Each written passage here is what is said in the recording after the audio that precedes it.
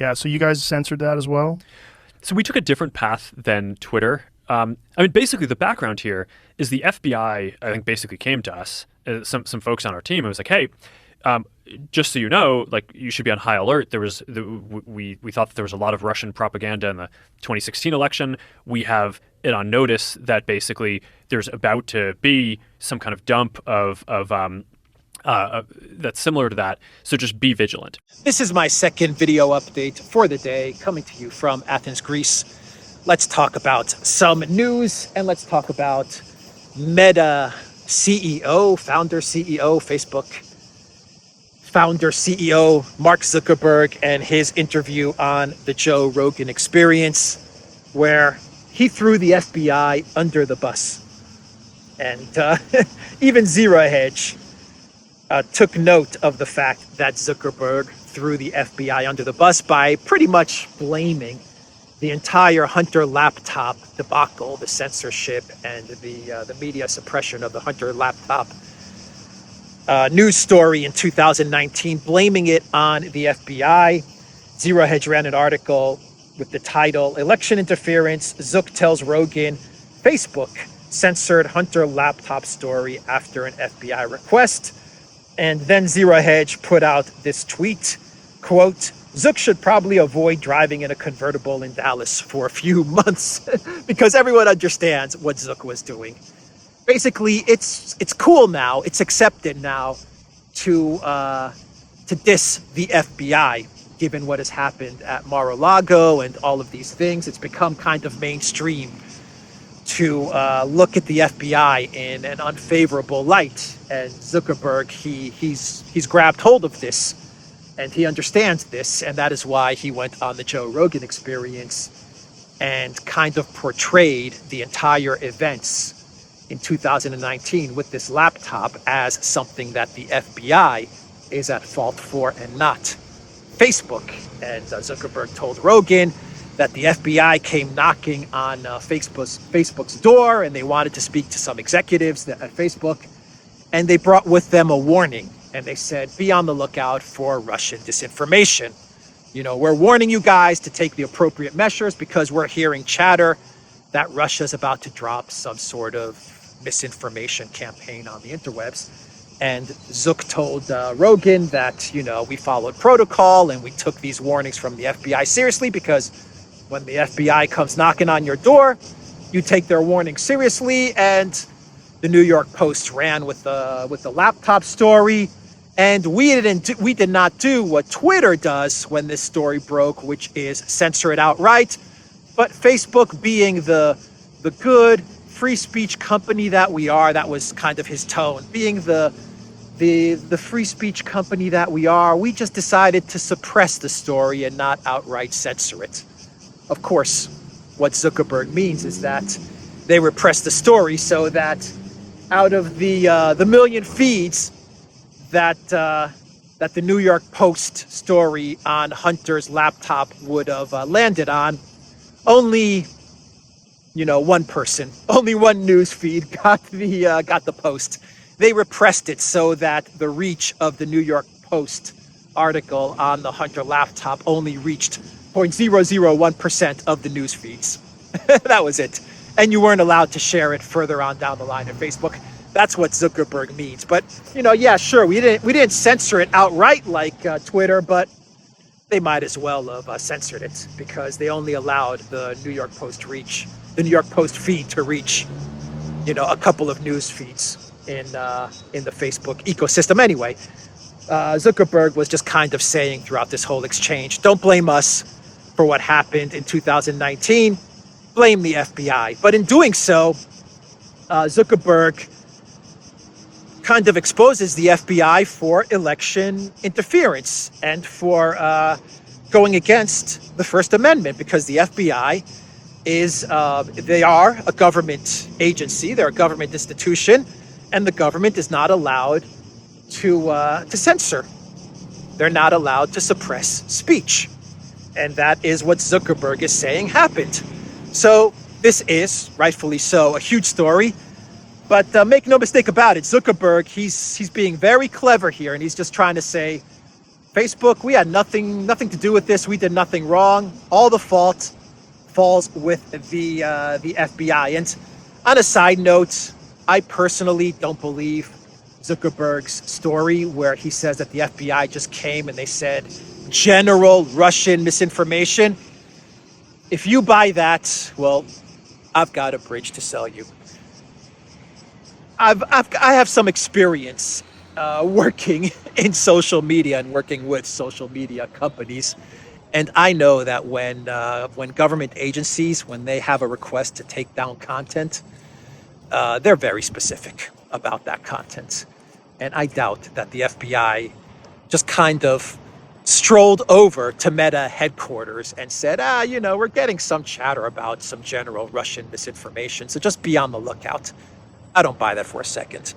I personally believe that the FBI, they told them exactly what to be on the lookout, exactly what to suppress, and Facebook did it because, well, Facebook works very closely with the surveillance state. They're part of the deep state. We know that from what Edward Snowden put out, and they're going to do what the surveillance state tells them to do. Period. So, this is definitely Zuckerberg trying to deflect blame away from Facebook and throw it all onto the FBI, because at this moment in time, you can get away with that because of what happened at Mar-a-Lago and the Trump the Trump investigation and all of these things. And why is Russian misinformation? Why is that term allowed, by the way? Why is it okay to say Russian misinformation and it's not okay to say stuff like, like Wuhan, you know what? Why is saying that considered inappropriate and racist, but saying Russian misinformation or disinformation is perfectly okay? I mean, kind of a rhetorical question. We all understand why, because you want to demonize Russians. You want to make Russians you want to portray them as subhuman, as people who are lying all the time and misinforming. That's why you want to put Russian misinformation. I understand why they do that, but why is one okay and the other not? Very sinister what they do and the way they use words, but it's absolutely inappropriate and racist to say Russian misinformation. Is racist the right word, or is it bigoted? Is it bigotry? I'm not sure what the right term would be, but we all understand why they do it. But either way, it's not right. How come they just can't say misinformation? They have to put Russian in front. Anyway, I was just thinking about that. And so that is the big story with regards to Zuckerberg and what he said the other day on the Joe Rogan Experience. And let's move on and talk about what Macron said the other day. And this is great. This is a great statement from Macron. So I've been documenting a lot of what these EU politicians and kleptocrats and NATO officials and all these people have been saying over the past few days with regards to the crisis in the European Union and the crisis that's going to hit the European Union.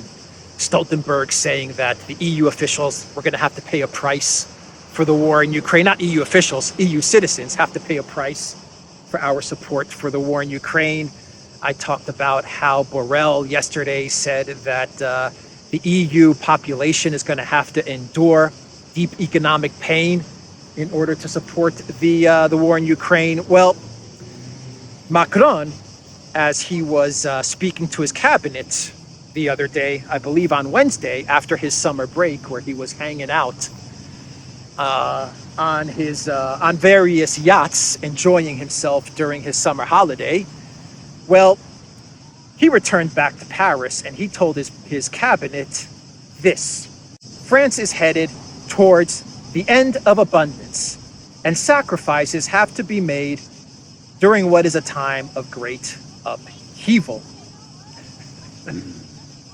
So there you have it, from Macron telling the French people straight out The end of abundance is over, and it's time that the population makes sacrifices. Not Macron, because he has to hang out on yachts for his summer holiday, but everybody else, they're going to have to make sacrifices. And the age of abundance is over. When he means abundance, by the way, he means hot showers, eating meat, reasonable electricity bills, heat in the winter, all of these things. Lights at nighttime, street lights during the evening. All of these things are considered abundances. And well, the French people need to understand that the age of abundance is over. The Belgian Prime Minister was just more direct about where Europe is heading. He was speaking to Belgian broadcaster VRT, and Prime Minister Alexander De Croo said the next 5 to 10 winters will be difficult. The development of the situation is very difficult throughout Europe. So the Belgian Prime Minister is just, he's putting a timeline on all of this. The suffering is going to last 5 to 10 years, everybody. It's going to be very difficult. People are going to suffer all throughout Europe, and it's going to last 5 to 10 years, but, oh well. Just suck it up, everybody. Spanish Defense Minister Margarita Roble, she said, and I quote, "We are going to have a winter of great suffering," adding, "In Europe, we have to work hard to be ready to deal with it." We're going to have to work hard to deal with this suffering. What does she mean by that? Eat bugs, no meat, no hot showers, no lights, no street lights at nighttime, no gas, no warmth for your home. 600 euros a month in electricity bills. That's pretty much what she means by we're going to have to learn to deal with the suffering. We're going to have to work to deal with the suffering. And when she means we understand it's us. You is what she's saying. You, not us, not the Defense Ministry of Spain, not the politicians, not the Davos elite. She means EU citizens. And you're getting all the signals. I think I said this yesterday in my video update. You can't fault the EU officials right now at this moment in time for at least not being direct with the people of the EU to a certain point. Because they are telling us right now, all of them are telling us, a lot of them are telling us, they're being very straight up about it.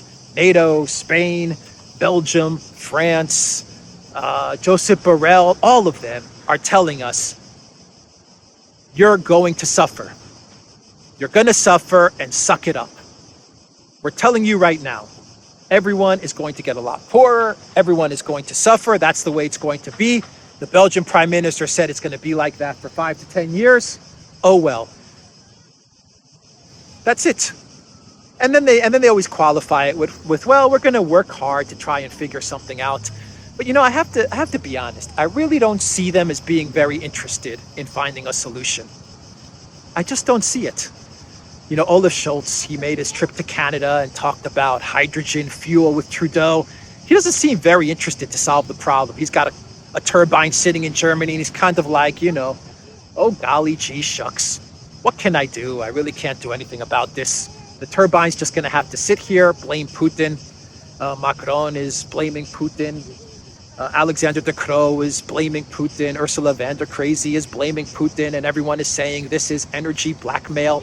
That's what Stoltenberg said the other day. He said all of this is NATO, is Russian energy blackmail. They're saying all of these things, but they don't seem very interested in solving the problem, do they? Their solution is energy cutbacks, confiscation of farmland. What else are they talking about? Not using your washing machine or your dryers. Not traveling, buying an electric car if you can afford it. Those are their solutions. These aren't real solutions. They're just not interested in finding solutions to the problem that that they're talking about. And no one ever presses them.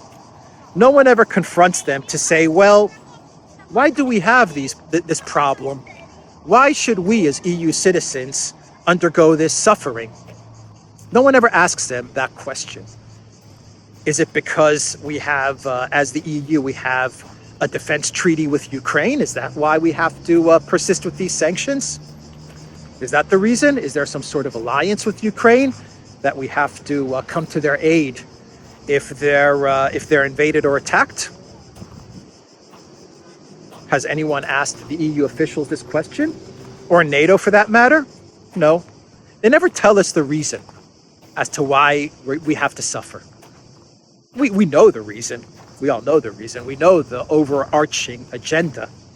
And we know that that all these people, they want to extend the conflict as much as possible because they make a lot of money from extending the conflict. The military-industrial complex, the NGOs, all of these people that are vested in a prolonged war. But so do the renewable energy companies, the climate change activists. All of these people also are going to make out really, really well in this narrative of sacrificing and tough times ahead and just suck it up, everybody. This is the way things are now. The age of abundance is over, and now is the age of suffering.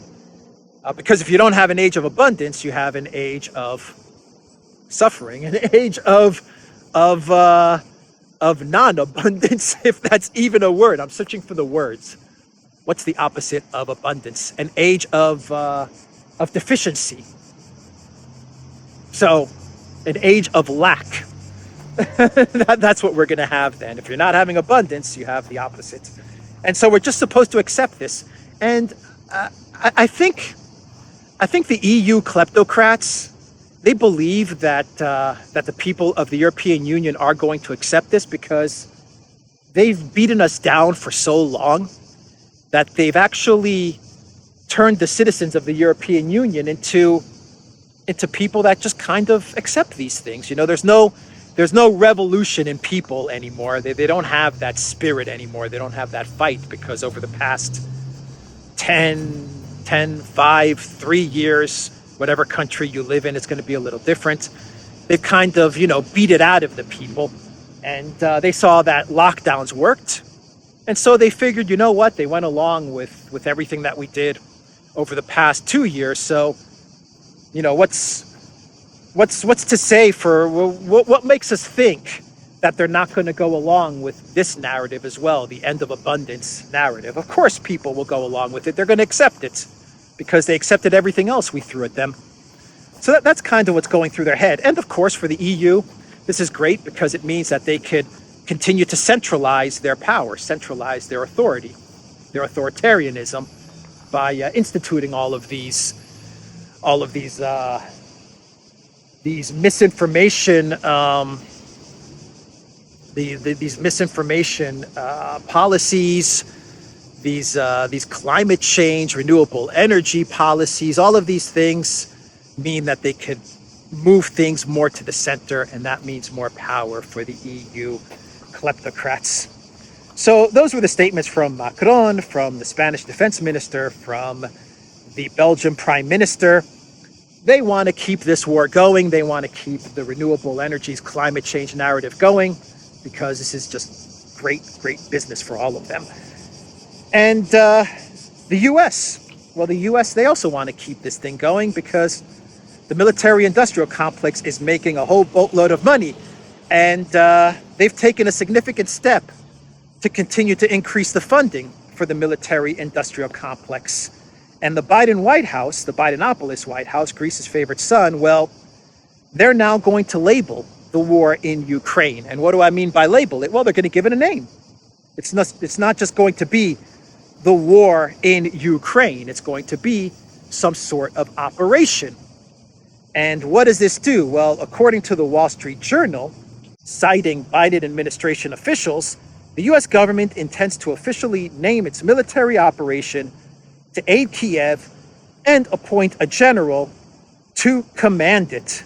This would formalize the operation that predates the escalation of hostilities in Ukraine and allows the Pentagon to award ribbons, medals, and special pay to its participants.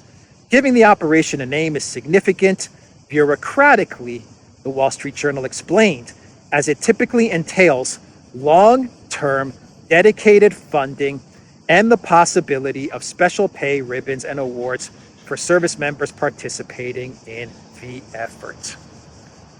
And this is significant on two levels.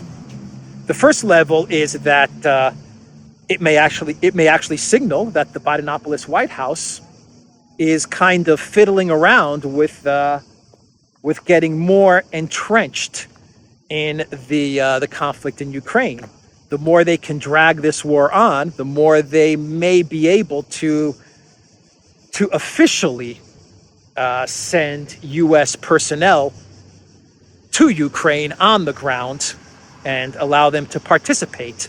I'm not saying that's what's going to happen, but I'm saying that's what this signals, if I'm reading this correctly.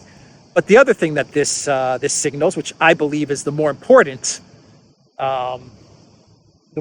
aspect to this story, goes along with what Brian at the New Atlas was referring to yesterday during our live stream. And someone asked him the question about the $3 billion, well, the $2.999 billion in weapons that the Biden White House has just approved to give over to Ukraine, and how this was a $3 billion contract to the military-industrial complex for the long term. In other words, most of the money was going to be allocated in 3 years and not in the present. And Brian made the point that this is, you're signing a long-term contract for a war that may not be here tomorrow, but it doesn't matter. Sign the contract, get the money allocated, and get the money to the military-industrial complex. And if the conflict ends tomorrow, you've got the money budgeted, you've got everything in place for the military-industrial complex. Just reallocate those weapons to some other conflict or to somewhere else. Send them to Iraq, send them to Poland, send them to the next war that they're going to start. The important part to all of this is to get those contracts signed. Get those contracts in place. Get that money budgeted. Get those money printers working, and get everything done, signed, sealed, and delivered before the war ends, before things conclude. That's the important part to the $2.9 billion that the Bidenopolis White House is sending to Kiev, and giving a name to this operation. Well, it just means more money. It's formalizing it. It's putting a name to the bureaucracy. And now they can start giving more payouts, more money, and perhaps they can even allocate lesser tranches of funds to various other people, institutions, participants, stakeholders, etc. So I thought that was an interesting news development. And should we get to our clown world? Let's get to our clown world. This is an interesting clown world. Boy, oh boy. So the Dutch city, according to Reuters, the Dutch city of The Hague seeks exemption from EU sanctions against Russia. The Dutch city of The Hague on Thursday said it would ask for a temporary exemption of EU sanctions against Russia as it struggles to find a replacement for its contract with Russian gas supplier Gazprom in time. Sanctions imposed by the European Union against Russia following its invasion of Ukraine order governments and other public bodies to end existing contracts with Russian companies by October 10th. But it looks like The Hague has not been able to find a replacement for Russian gas, and instead of turning the lights out for the city of The Hague, they are seeking a carve-out. They are seeking an exemption to the sanctions placed on Russia. While at the same time, and here's the clown world aspect to this all, while at the same time, the collective West and The Hague are pushing to brand Russian President Vladimir Putin as a war criminal. So as they want to try Russian officials and the president of Russia for war crimes, they're now looking to beg Russia to please get some gas, get some heat to The Hague, exempt The Hague from sanctions because they need that Russian gas.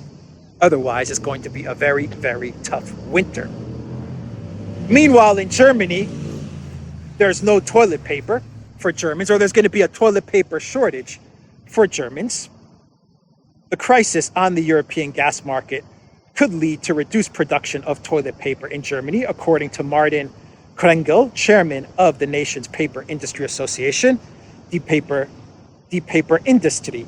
We are particularly dependent on gas for the production of tissue paper. Without it, we will no longer be able to provide security of supply, Krengel said in a statement published on Thursday. According to data provided by the paper industry, each German citizen uses an average of 134 rolls of toilet paper per year. In the current energy crisis, our top priority is to provide people with this important commodity, Krengel stressed. Yeah, we forgot that big industry needs Russian commodities, needs Russian energy. We forgot about that. It's not just about heating homes, is it?